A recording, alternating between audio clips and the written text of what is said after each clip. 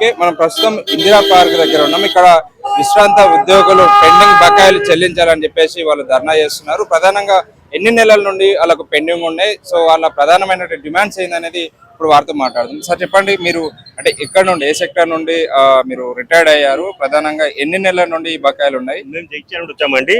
నా పేరు సత్యనారాయణరావు. తర్వాత మా అన్న సత్యనారాయణ, తర్వాత మధు గారు, మేమంతా జగిత్యాల జిల్లా నుండి వచ్చాము. మార్చ్ 2024లో రిటైర్ కావడం జరిగింది. ఈ రోజు వరకు మాకు అమౌంట్ ఏం రాలేదు. కోర్టు కూడా వెళ్ళడం జరిగింది.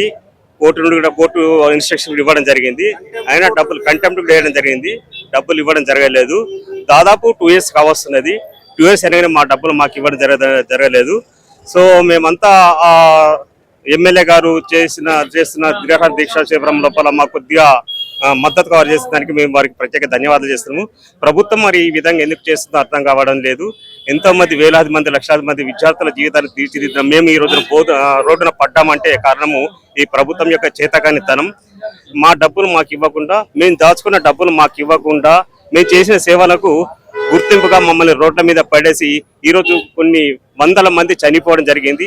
ఆ చనిపోయిన దానికి కారకులు ఇవ్వాలంటే ఈనాటి ప్రభుత్వానికి ఖచ్చితంగా చెప్పక తప్పదు.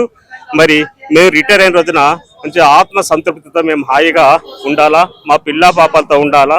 మాకందరికీ ఎన్నో ఆశలు, ఆకాంక్షలు, ఇండ్లు కట్టుకునే వాళ్ళు లోన్ తీర్చుకోవడం కానీ, అలాగే పిల్లల పెళ్లి చేయడం కానీ, ఇలాంటి చాలా సమస్యలు.